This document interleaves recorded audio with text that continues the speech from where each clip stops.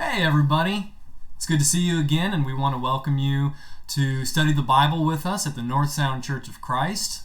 I'm Luke, this is Amanda, and today we're going to be talking a little bit about the events that have transpired, not just in the last week with the death of George Floyd, but even stretching back farther to the deaths of Ahmaud Arbery and going back further to the events in Ferguson and going back even further to civil rights and even further than that to Reconstruction and slavery. We want to talk a little bit about race issues and systemic racism in America. Now, disclaimer, we are not history professors.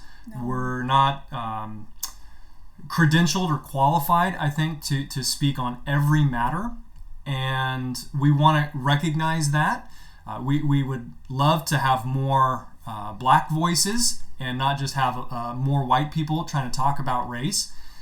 At the same time, we have to recognize that we have a platform as being church leaders, and we would be remiss not to at least share some things that we've learned, share some things that we've experienced to try to help the congregation to be more loving and more peaceable. Yeah. So we recognize our privilege. We recognize the awkwardness of this, and still we want to say some things. And really we've thought about it and prayed about it, and we've come up with 3 things we know for sure are true that we believe could really help the church to interact with one another in love. Would you say that sums it up? Yeah. I think we know we're not the most educated or even the best voices to be hearing any of this. Like, our voices don't need to be amplified. But we also feel the calling to make sure that we are encouraging our brothers and sisters in Christ to really be listening and to be engaged during this time. And so, that's more of like kind of points on how we can do that effectively and make in a safe environment for all of us to be able to do that. Right. So, I'd like to begin with some advice. Number 1, to be empathetic. Yeah. That's the thing we want to start with, is expressing empathy. It's very important during this time that when somebody is mourning or somebody is hurting, that we express empathy for them. Yeah. I think at the same time, we need to define what empathy is and some of its limitations. Oftentimes, well-meaning Christians will belittle the experiences of others by saying, "I totally get it." And they mistake that phrase, "I totally get it," with empathy. Empathy is really searching to feel the feelings that a person is feeling. That's empathy. Sympathy is adjacent. It's when you're kind of acknowledging the feelings of others, you sympathize with them. Empathy is saying, "I feel what you're feeling. We're feeling this together." Yeah. And that's a powerful thing. But when you belittle somebody's experiences and you say, "Oh, I totally get it," well, you don't. Nobody ever totally gets the experiences of another individual. You can empathize with feelings. You can say, I've felt mistreated. I've felt hurt. But we should always acknowledge the unique experiences of each individual. Yeah. We should always say, I don't think I've experienced what you've experienced. I'm so sorry for what you're saying. Those feelings, they make me feel raw. I hurt that you're hurting. Yeah. That's powerful. And nobody will get down on you for expressing that. Yeah, I think it's important to empathize too. Like, the scriptures say, like, we're a family, we're to be united, we're to be one. And the scriptures say when one rejoices, we all rejoice. When one is mourning, we all mourn. And we do have brothers and sisters in our congregation who are mourning deeply right now. Like, they are heartbroken, and we need to mourn with them. We need to recognize that their feelings are valid, their anger is valid, their sadness is valid. Like, these are all very valid emotions. Empathy is where we can really hear the emotions and listen, and we don't put but in the conversation. I think that's where things stop becoming empathy and stop becoming sympathy, but become us wanting to just air our opinions, is when we say like, oh, I get that, but blah, blah, blah, blah, blah. Right. I think we want to be careful to not look like we're listening to somebody and then completely kind of go over what somebody's saying and what their point is, especially when they are genuinely hurting and feeling sadness. This is something that has impacted the Black community for centuries, like not just in the last couple of weeks, not even in the last 50 years. This is something that the Black community has had to deal with from their moment they set foot in the United States. And so for us to listen and to hear that anger and to hear that emotion and then say, but ... I think we got to be really careful of that. Right.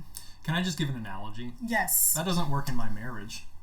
Why would that work in any other context? Yeah, true. If my wife is hurting and I'm like, yeah, but what about... I'm not being a good husband to her. I need to acknowledge your hurt first. Yeah. Right? I want you to know we're not pinpointing this at anybody. I have not seen anybody in the North Sound Church of Christ air anything online that is not loving or anything. I feel like, if anything, my North Sound Church of Christ brothers and sisters have done a really great job not doing that, not airing the butts or anything like that. I am so proud of you guys. Yeah. And so grateful that you guys are my brothers and sisters. So I just want to start that off. Like, we're not like pinpointing anybody or trying to talk down to anybody. Right. You guys are amazing, and I'm very grateful for you. But I think too, I have a scripture I just like to share. It's very short, but it says, to answer before listening, that is folly and shame. Proverbs 18:13. I think no matter what, we need to just listen right now and hear what our brothers and sisters have to say. Yeah. Who are in pain. Yeah, thank you. Okay, let's go on. The second piece of advice we wanted to give people was acknowledge people and populations. Yeah. I just wanted to have some alliteration there. But what I'm really getting at is that we don't want to make individual people feel like they are the native informant for an entire population. Yeah. So as we listen and we try to understand individual people's experiences, we don't want to say to those people, to our Black friends, what's it like being Black in America? If you were to ask me, what is it like being white in America? I don't feel like I can properly sum that up for every single person. I know what it's like being me in America, but white culture is diverse and Black culture is very diverse. And I think especially for Black people, because they are minorities in this country, they are often put upon to explain what it's like being Black. And you may not know that, being a white person in culture, we're not often put upon. Yeah, we're not being asked to share our experiences very often because we are the common experience. Right. So it's something to keep in mind. Now, I do say acknowledge people and populations because they're both important. Yeah. Population, there is a cultural experience. There is a different experience in Black America than there is in white America. And it's fine to acknowledge that. It's good to acknowledge that. We just don't want to lose individuals and individual experience as we're also trying to understand larger cultural norms. Does that make sense? Yeah, I think we want to stay away from certain questions. We don't want to put that pressure on our Black friends to tell us what we need to do to fix society or to educate us. Right. You know what I mean? Like that's what it means. It doesn't mean that you can't express that you don't know what to do. You know what I mean? I'm grateful for some of my sisters who have allowed me to process that stuff and not be like, I don't want to answer that, or you know what I mean? Like that's not their heart, but I also know I don't want to sit here and be like, tell me what to do. You know what I mean? Because they're not the answer, end all be all to all of that, right? So I think it's just being careful to not awkwardly put that pressure on our friends. Yes. they don't stand for all things. Like, you know what I mean? Yeah. Yeah. I don't know if that's clear. Oh, yeah. No. Speak for all women, Amanda. Yeah. Yeah. How do we solve the woman crisis? I don't know. Like, don't. Yeah. We were just watching Little Women last night, and I really appreciated some of the things that were happening where they, two of the sisters were arguing about what is right, and Joe March was saying, don't get married, you're selling out essentially, you have so much talent and ability, and her older sister Meg was saying, I want to get married. This is what's going to make me happy. Respect my desires. And I love that feminism has gotten to a point where we're respecting even people who have more conservative feelings about being a housewife or being a mother or all those things. Yeah. And so I just think that in our racial discussions too, we need to get to that point of understanding that a lot of people have a lot of different feelings, and we shouldn't ask people to be so homogenous or expect a whole culture to be so homogenous, right? Yeah. And if you are wondering what homogenous means, it's not milk. It means like all one thing, right? Yeah. Okay, last thing, showing grace and leaning in. And Amanda, you were kind of talking about that. If you would like to expound on that further. Yeah, I think the most important thing is showing grace to one another and trying to keep peace as much as we can, to be the examples of Jesus in our conversations. There are a lot of feelings. There's a lot of awkwardness. There's a lot of not knowing exactly what to do or what to say, and that's okay. I think as long as there is a humility and a grace that we're showing to one another, to not take things personally if something is said with very high emotion, because that is what is happening right now. People are feeling a lot of valid but very strong emotions, and we've all been there where we're feeling hurt or we're feeling emotional and we don't say something exactly right, or something is, you know what I mean, or we've been in a conversation where somebody doesn't say something exactly right and we just know that's okay, they're feeling a lot. Like, I think we need to extend a lot of grace to one another and be a place where we safely can come together and talk about these things. Right. And not have that sense of like, I'm gonna fight, or I gotta snap back right away with an answer. We gotta show a lot of grace and be that safe place for one another. Right. And I think that's where leaning in is. I think sometimes we can show grace and just be like, I'm gonna just sit back here and let things happen. But that's not having the important conversations. That's not actively engaging in what's going on and allowing our brothers and sisters who do need to talk about these things, who do need to be heard and listened to.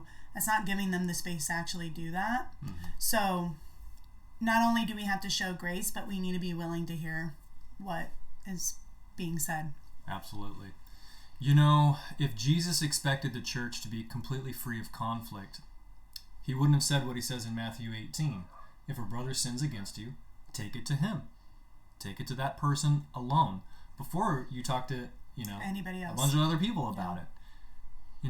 Jesus wanted us to work out our conflict. He didn't expect us to pretend like we don't have it.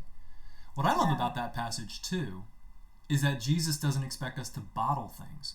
And I think what's happening a lot right now is that people have shoved things down. Yeah. The proverb says it's to your glory to overlook an offense. Yeah. And I think a lot of people have just said, you know what, it's minorly offensive what this person's saying. I'm just going to overlook it. And that's a good thing, right? But there's also the flip side of that where you bottle and bottle and bottle, and you're just getting so frustrated that you blow up. And Jesus didn't expect us to do that. That's why he said, if a person sins against you, go take it to that person and resolve with that person. And then if you can't resolve it there's a means for justice within the church where you can go get help and hopefully get a person to repent, right? So we need to show each other grace. I'm talking about like conflict and judgment, but really our point is about grace. The point I'm trying to make is that we shouldn't assume that we can have interracial, diverse relationships in the church and that we're not going to have conflict. We can't be like Michael Scott in The Office saying, I don't see color. Yeah, no. There's color, Yeah. right? There's different cultures. There's different people within those culture. And so we are going to step on each other's toes.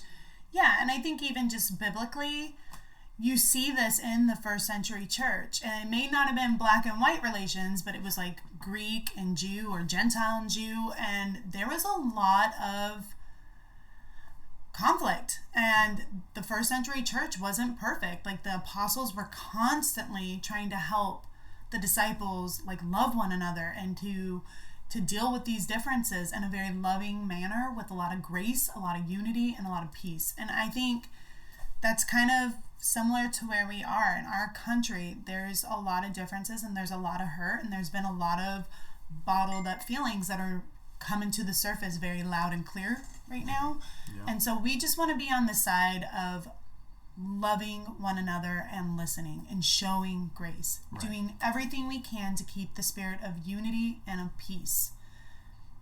That's it. Yeah. I'd love to share an anecdote to kind of summarize this point. You know, I'm so blessed because there were diverse people in my life as a young Christian who really helped me, because I had been polluted by the world and the world's thinking, and I was not woke by any stretch of the imagination.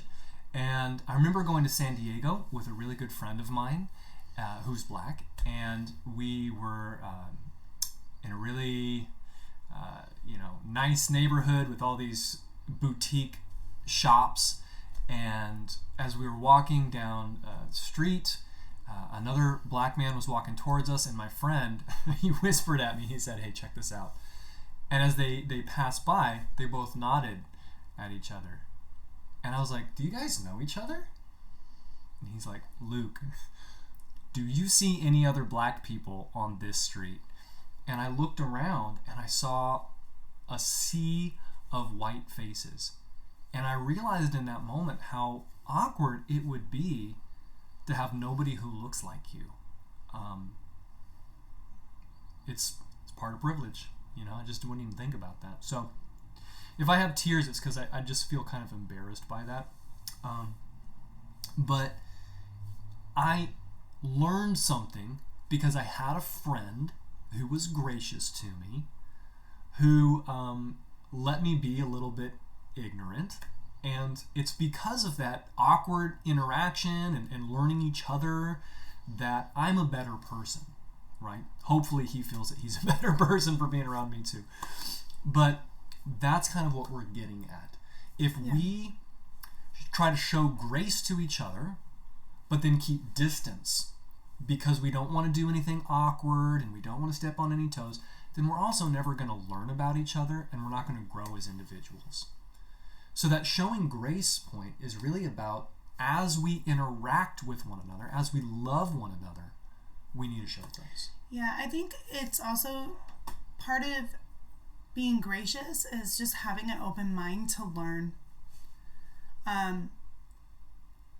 Like, I know me personally, I hate the fact that there is a whole culture of people who feel like they can't just be free to be themselves. Like they have to walk on eggshells. They get treated differently. Like, I hate that, and I don't condone that. I don't want that. I want that to end. And I think deep down, we all feel that way, especially here in the North Sound Church of Christ. Like, we are not okay with racism. We are not okay with people being treated differently because of the color of their skin. But I think with high feelings comes some big opinions. And I think it can be very easy to feel like my opinion is right, my opinion is valid, my opinion is justified. And it is, but I just encourage us to be open-minded and to just listen and to be open to learning and pushing our opinions to the side a little bit to hear people's stories and their experiences and why they feel the way they feel and why they want to see change happen. So yeah, I think that's all a part of grace, is just being open-minded and listening and learning. Yeah. I would like to say, for anybody who is meeting in small groups and using these videos as a springboard for discussion, this is definitely a difficult topic to have a discussion. There's a lot of fear of emotion boiling over and all of those awkward interactions happening. And so I certainly don't want to encourage anybody to get into a discussion that they don't feel comfortable with, that would not be a safe space. Yeah. What I would maybe like to encourage everybody to do is in your small groups to pray together, and maybe use this week as a moment to pray for great wisdom and discernment as we try to speak words that would please God and that would bring peace to the world and especially to the body of believers. Yeah. So if you do want to discuss a little bit, I definitely discuss how can we be more empathetic towards one another, in your groups. And it doesn't even have to just center on race. You could even talk about how can I be a more empathetic husband or wife, father or mother, brother or sister, right? That could be a great discussion. But I definitely do want to underline, please pray for wisdom and discernment in our churches. And so just wrapping up to our 3 points: empathize, but don't over-empathize and act like you totally get it. Acknowledge people and populations. Respect cultural norms. Try to understand them, but also respect individual experiences. And then lastly, show grace as you lean in to your relationships. Yeah. All right. We love you guys. We miss you. And again, I just want to say I'm really proud of you guys. I know we've all been on Facebook and we've just seen a lot of craziness. I'm just really grateful that I haven't seen anything from anybody here like that. Good job, church. Yeah. All right. We want to remind you, please stay healthy. COVID is still out there. It's real. And stay strong in the Lord, most importantly. Love you guys.